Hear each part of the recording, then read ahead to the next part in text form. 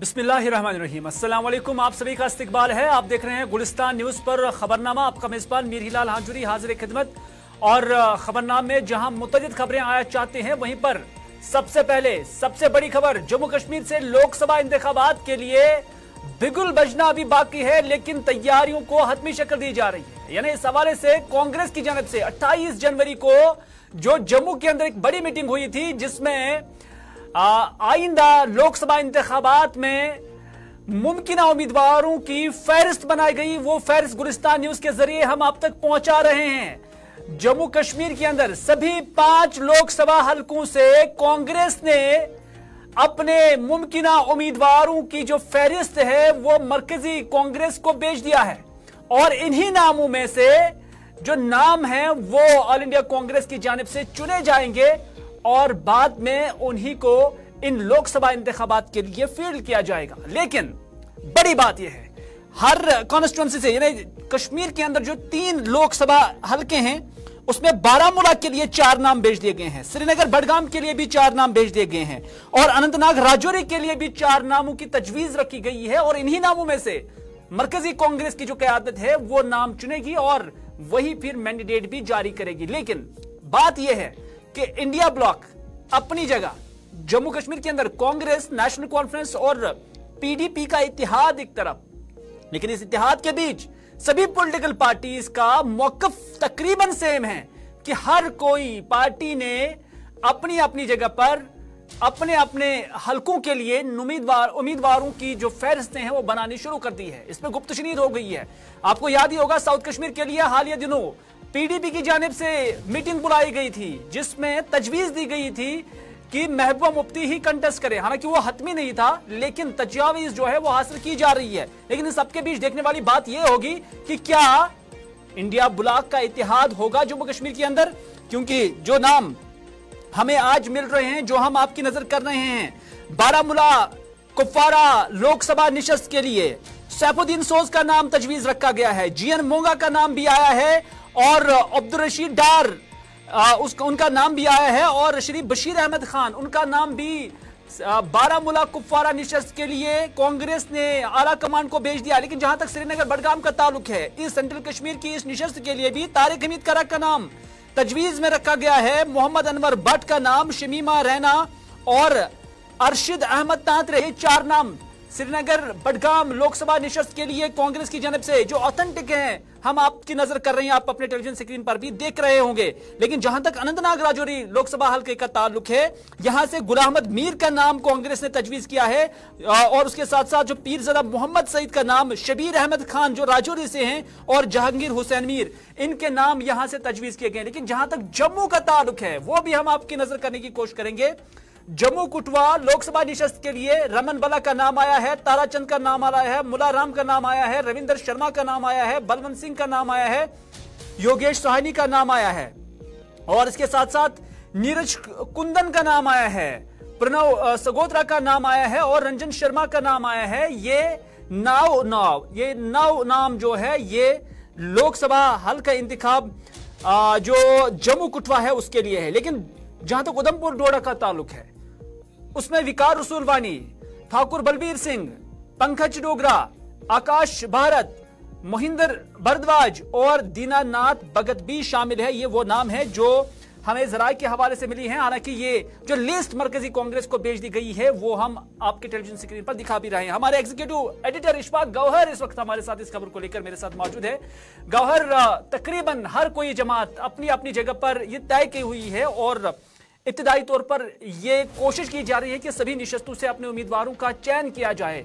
लेकिन इस सब के बीच हम देख रहे हैं कि इंडिया ब्लॉक के अंदर सीट शेयरिंग का मामला है, लेकिन अपनी जगह पर सभी पार्टियां तैयारियों में जुटी हुई हैं। किस नजर से आप इस एक्सरसाइज को देख रहे हैं? देखिए, आपकी बात बिल्कुल सही है कि जो है लगातार सुर्खियों में है, और सुर्खियों में आने की बड़ी वजह जो है वो ये है कि इत्तेहाद के अंदर आपस में तालमेल नहीं है, और ये हम हवा में बिल्कुल बात नहीं बता रहे हैं। अगर आप देखें, इंडिया ब्लॉक को सबसे पहले झटका जो लगा है वो लगा है वेस्ट बंगाल से, जहां ममता बनर्जी ने सोलो चुनाव लड़ने की बात की। आगे बढ़े तो इंडिया ब्लॉक को दूसरा झटका पंजाब से लगा, जहां पर आम आदमी पार्टी के जो चीफ मिनिस्टर है वहां पर उन्होंने इस बात का ऐलान कर दिया कि वो भी इलाहिदा तौर पर लड़ेंगे। फिर आगे झटका बढ़कर आप देखेंगे यूपी के अंदर एक और झटका लगा जब अखिलेश यादव ने ट्वीट करके सिर्फ चंद सीटें रखने का ऐलान कर दिया गया कि इन सीटों पर कांग्रेस जो है वो चुनाव लड़ सकती है। लेकिन बाय एंड लार्ज जब आप देखिए जम्मू कश्मीर आते आते यहाँ पर लग रहा था कि शायद इत्तेहाद एक साथ चलेगा। अगरचे उमर अब्दुल्ला के सुर पहले ही बदले हुए थे, महबूबा मुफ्ती ने क्लोज टू चेस्ट अपने कार्ड रखे थे, लेकिन अंदर खाने तैयारियां चल रही थी। कांग्रेस का ये जो लिस्ट हम दिखा रहे हैं जो 28 जनवरी 2024 को लिखा गया है जेके पीसीसी की तरफ से, और भारत सिंह सोलंकी जो इंचार्ज सेक्रेटरी है जम्मू कश्मीर के, उनको ये भेजा गया है कि 5 निशस्तों पर कौन लोग हैं जो वहां पर चुनाव लड़ेंगे, 5 निशस्तों पर कौन सी पैनल है जिन्हें कांग्रेस फॉरवर्ड करना चाहती है। उससे यह साफ लग रहा है कि इत्तेहाद अगर होता तो शायद इसका इंतजार नहीं होता, इत्तेहाद अगर होता तो शायद इसका इंतजार होता और वेट किया जाता कि लेट मीटिंग गो और उसके बाद फाइनल किया जाए। लेकिन अंदर खाने कांग्रेस अलहदा तौर पर चुनाव लड़ने की तैयारी में है। नेशनल कॉन्फ्रेंस के हसनैन मसूदी ने पहले ही कहा कि जो जहां से जीता वो वहां से लड़ेगा। दैट मींस सोबा कश्मीर की 3 सीटों पर वो लड़ने जा रहे हैं। तो इस तरीके से इंडिया इत्तेहाद का जो गाड़ी है वो पंचर से 2-4 होते हुए जम्मू कश्मीर पे भी साफ नजर आ रही है। लेकिन गवर्नर कुछ कांग्रेस लीडरान सीनियर क़यादत के साथ जब मेरी बात भी हुई है, उनका कहना है कि एक प्रिलिमिनरी एक्सरसाइज है। इसका मतलब ये नहीं कि यह हतमी है, बल्कि उनका कहना है कि उसके बाद जो इंडिया ब्लॉक की जमातें हैं वो बैठेंगे और उसमें फिर तय हो जाएगा। फिलहाल हमने इंटरीम लेवल पर ये सारी चीजें कर दी हैं, लेकिन क्या इसे समझा जाए कि एक प्रिलिमिनरी है या कि फिर एक तैयारी है इलाहिदा तौर पर ये इलेक्शन लड़ने की? देखिए ये तैयारी होती है पार्टी के अंदर के कौन वो लोग हैं जिन पर पार्टी मैंडेट देगी। अगर आप देखेंगे तो हर पार्लियामेंट्री कॉन्स्टिट्यूएंसी के अंदर 5 से 4 से 5 या 5 से 6 लोगों का नाम दिया गया है। दैट मींस अगर परसों कोई इत्तेहाद के हवाले से प्रॉब्लम होती है तो इन 6 में से एक पर मुहर लगकर चुनाव लड़ा जाएगा और बाद में ये कहा जाएगा ये जो फ्रेंडली टाई है हम आपस में लड़ेंगे नहीं जी, हम आपस में लड़ रहे हैं सारे, लेकिन अगर जीत गया तो इंडिया इत्तेहाद का हिस्सा बनेंगे। इस तरीके की बात होगी, वैसे ही जैसे लद्दाख इधर देखने को मिली थी। लेकिन जरूर तैयारियां हो गई हैं और ये जो ऑफिशियल डॉक्यूमेंट हम प्रदेश कांग्रेस कमेटी का भेज रहे हैं इसके सामने आने के बाद कांग्रेस खीमे में भी काफी ज्यादा हलचल है, क्योंकि कांग्रेस खीमे का मानना है कि सीनियर लीडर्स को यकसर नजरअंदाज किया गया है। नंबर 1, जिन लोगों ने पार्टियां बदली है और कांग्रेस से बेवफाइयां की है उन्हें अकोमोडेट करने की कोशिश की गई है, और जो ग्रास रूटेड है उनको बिल्कुल भी अकोमोडेट नहीं किया गया है। यह कांग्रेस खीमे से अभी तक की आवाजें जो है वो सामने आ गई।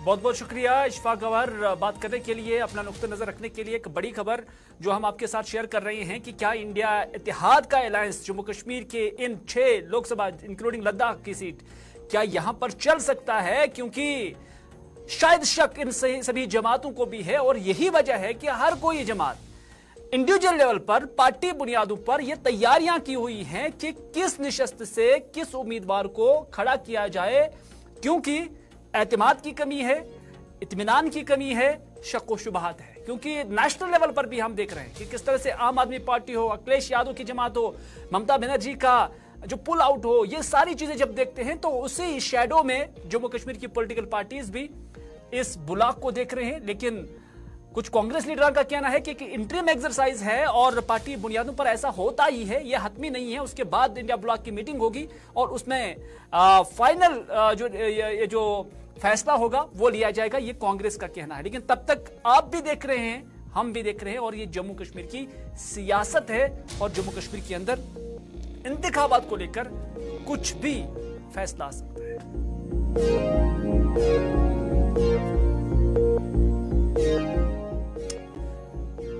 चलिए अगली खबर में एक अफसोसनाक खबर है। मारूफ ब्रॉडकास्टर, अदीब और शायर फारूक नाज़की इंतकाल कर गए हैं और ये अफसोसनाक खबर नारायणा हॉस्पिटल से आ रही है, क्योंकि फारूक नाज़की जिनकी उम्र जो है 83 साल की थी और 83 साल की उम्र में वो इस दुनियाई फानी से इंतकाल कर गए।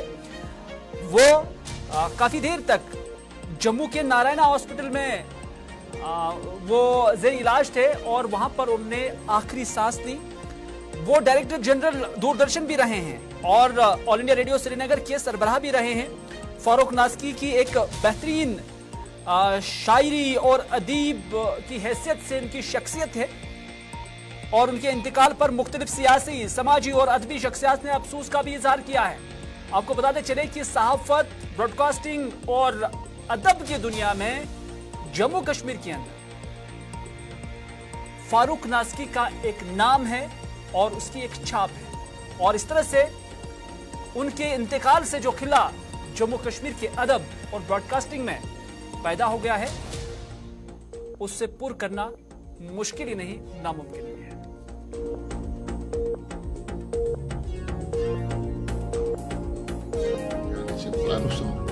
राही साहब गए, उनके जाने से भी खला हुआ। फारूक नाज़की साहब की जगह कोई दूसरा नहीं ले सकता। कश्मीरी अदब को नुकसान ये हुआ कि फारूक नाज़की साहब की शायरी हो या ड्रामे हो या उनकी जो इनोवेशंस रही हैं, खासतौर से दूरदर्शन के ताल्लुक से, सन 72-73 में जब यहाँ श्रीनगर टेलीविजन सेंटर शुरू हुआ, फारूक नाज़की साहब ने ऐसे ऐसे प्रोग्राम शुरू किए जो हर घर की जीनत बनते थे। इसी तरह से ड्रामे, वो रेडियो के हों या दूरदर्शन के, क्या कहने उनकी जो फनी महारत थी वो गजब की थी। और उनको देख देख के हमने सीखा है, उनको देख देख के हमने समझना शुरू किया है और बोलना सीखा है। देखिए, उनकी किताबें हैं उर्दू में, कश्मीरी में शायरी की, और उनकी मसनवी है जो शायद अभी शायर नहीं हुई है, और उनकी कई किताबें हैं जो ज़ेर तबाह हैं और अभी मुसव्वरे की शक्ल में ही हैं, मंजर आम पे नहीं आई हैं। तो बहुत बड़ा खजाना छोड़ गए हैं पीछे वो अदब में, और उर्दू अदब हो या कश्मीरी अदब हो, वो बड़े सगीर के शायर थे उर्दू के, उनको हिंदो पाक में यकसां तौर पे जाना जाता था।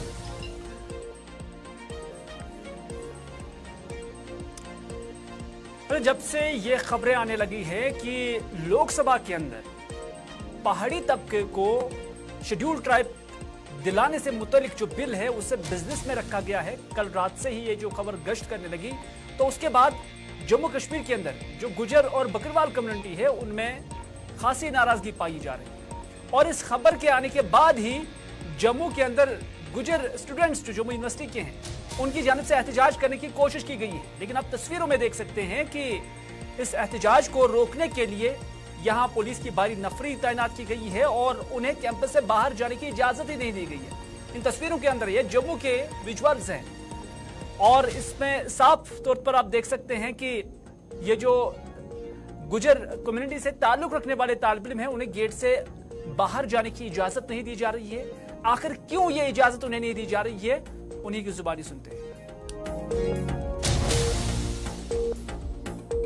एजेंसी लगा के रखी है सरकार ने कि हमारे कम्युनिटी के स्टूडेंट्स को जो सुबह यूनिवर्सिटी में आ रहे थे, हमने रात को जब ये बिल आया चोर दरवाजे से, हमने कल भी आपसे बात की थी और ये आशंका जताई थी कि सरकार चोर दरवाजे से बिल लाने की कोशिश कर रही है। रात को जब प्रोसीडिंग्स की लिस्ट आई, हमने उसमें देखा कि वो चोर दरवाजे से उस बिल को ला रही थी। हमने प्रोटेस्ट किया, इन्होंने रात को पुलिस डिप्लॉय कर दी और सुबह हमारी कम्युनिटी के स्टूडेंट्स के ID कार्ड चेक करके उनको बोला गया आप विश्वविद्यालय के अंदर नहीं जा सकते हो। इसी तरह राजौरी में भी किया गया, इसी तरह पुंछ में भी किया। हम इस एक्शन की भरपूर मजम्मत करते हैं और सरकार को ये बता देना चाहते हैं कि अगर आप कह रहे हो सब सही है, अगर सारा शहर गुलाबी है तो ये एक्शन किस लिए, पुलिस हमें रोकने के लिए किस लिए लगाई हुई है। ये जो हॉस्टल के बच्चे हैं गुजर बकरवाल कम्युनिटी के, ये सिर्फ वही बच्चे हैं, ये एक एक डिस्ट्रिक्ट से एक एक तहसील से एक एक बच्चा आया हुआ है, बाकी बच्चे हमारे रोके गए हैं। सरकार अनडिक्लेयर्ड इमरजेंसी लगा के काला कानून लाना चाहती है, हम उसकी भरपूर मजम्मत करते हैं, उसके भरपूर खिलाफ लड़े थे, लड़ रहे हैं और आगे भी लड़ेंगे। सरकार इस तरह के एक्शन करके अपने बिल को जस्टिफाई नहीं कर सकती। हम प्रोटेस्ट कर रहे हैं इस बिल के खिलाफ, third largest community Jammu Kashmir की है, हमारा गला दबाने की कोशिश की जा रही है। मेरी मीडिया से रिक्वेस्ट है कि जितने भी पुलिस वाले आसपास हैं, आप प्लीज उनको भी बताएं कि किस तरह सरकार ये एक्शन जो है हमारे अगेंस्ट कर रही है। हमने पहले भी क्रैकडाउन लगाया गया, जेल में डाला गया, मैं खुद जेल में रहा था तब, आज दोबारा ये इस तरह की जेल बना।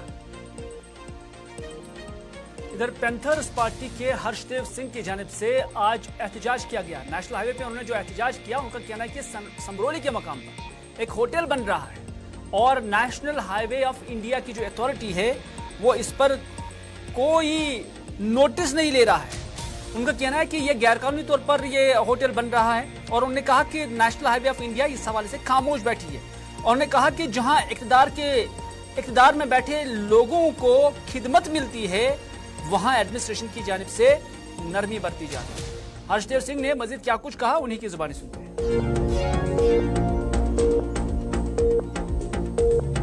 हमने इनको बार बार कहा, सिमरौली में एक बहुत बड़ा होटल बना है और national highway authority of India खामोश बैठी हुई है। सड़क के ऊपर उन्होंने और कंस्ट्रक्शन वहां कर ली जहां एक शराब खाना बनाया अभी, और ये लोग वहां बैठे हुए मिलते हैं वहां जाकर, क्योंकि इनकी खिदमत होती है वहां। जहां पैसे वाले लोग हैं उनकी चापलूसी करते हो और गरीब आदमी के ऊपर बुलडोजर चलाते हो। ये पैंथर पार्टी कबूल नहीं करेगी, हर्षदेव कबूल नहीं करेगा। गरीबों के ऊपर जुल्म जब जब होगा हर्षदेव खड़ा होगा और किसी भी शक्ति से टकरा सकता है, ये मैं इनको चेतावनी देना चाहता हूं।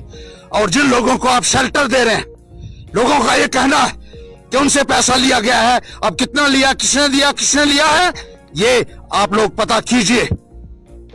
और उधमपुर को मत समझिए कि यहां कोई बोलेगा नहीं। यहां के सारे लीडरों को आप खरीद लीजिए, लेकिन हर्षदेव खड़ा रहेगा जुल्म के खिलाफ। जहां भी अन्याय होगा वहां खड़ा होगा और इस लड़ाई को पाई तकमील तक ले जाएगा। और उधमपुर को ऐसे समय रखा है आपने, सारे पुल उड़ा दिए। अब नेशनल हाईवे अथॉरिटी वालों ने जो नेशनल हाईवे का पुल था यहां गोल मेला में, वो भी टूट गया। देख लीजिए ठेकेदारों के साथ मिल मिलाकर किस तरीके से घटिया काम यहां हो रहा है। चिनैनी की सड़क बनाने में आपको 8 साल लग गए, अभी भी वहां पस्सियां गिरती हैं, लोगों की जानें चली गई। ऊपर से शूटिंग स्टोन जब आया, इतना घटिया काम किया हुआ है। पुल गिर गया, गोल मेला का पुल गिर गया। कैसे गिर गया ये हमें बताइए। क्या ये घटिया काम नहीं है? क्या ये मिलीभगत नहीं है? आपको बता। इधर जम्मू में सड़क के एक दिलदोज हादसे में 16 अफराद जख्मी हुए हैं। जराये का कहना है कि अरनिया में जम्मू की तरफ से जो मुसाफिर बस आ रही थी वो ड्राइवर के काबू से बाहर होकर सड़क से लुढ़क गई, जिसके नतीजे में गाड़ी में सवार 16 मुसाफिर जख्मी हो गए। हादसा पेश आते ही मकामी लोग और पुलिस ने जाए मौके पर पहुंचकर सभी जख्मियों को अस्पताल मुंतकिल किया, जहां से 7 अफराद को आरएसपुरा ले जाया गया, जबकि 9 जख्मियों को जीएमसी जम्मू रेफर किया गया।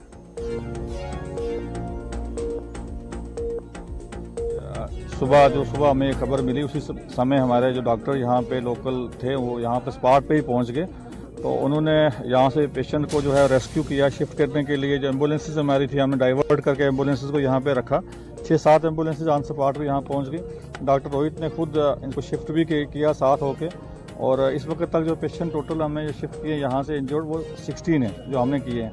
ऐसा जो इंजर्ड हैं अभी, चूँकि कुछ लोगों को माइनर इंजरीज वाले थे या कुछ, तो वो खुद भी निकल गए, चले गए होंगे। उनकी डिटेल जो है वो हमारे पास मिलेगी तो हम आपको पूरी डिटेल बता सकेंगे। कुछ क्रिटिकल है इसमें, गंभीर है इसमें अभी 1-2 को हम क्रिटिकल कह सकते हैं जो मेडिकल कॉलेज में पहुँचे हैं। बाकी अभी तो स्थिति नॉर्मल है, लेकिन इसका सिचुएशन जो है वो बाद में ही पता चलता है कि कोई इंजरी किस लेवल की इंजरी है, कैसी है, उसका पता तो बाद में चलेगा। 7 पेशेंट्स आए थे, सारे स्टेबल हैं, उनको टाइमली ट्रीटमेंट दिया गया। हमारी ट्रेन स्टाफ ने दिया, फैकल्टी मेंबर्स थे और वेल इन टाइम उनका ट्रीटमेंट हो गया है। एक्सरेज भी हो गए, जिनको अल्ट्रासाउंड की जरूरत है अल्ट्रासाउंड भी हुए हैं। तो एज सच राइट नो वो स्टेबल ही है, कोई ऐसी कोई कैजुअलिटी नहीं है कि नाज़रीन, खबरनामे में बस इतना ही। अपने मेजबान को दीजिए इजाजत। अल्लाह निगहबान।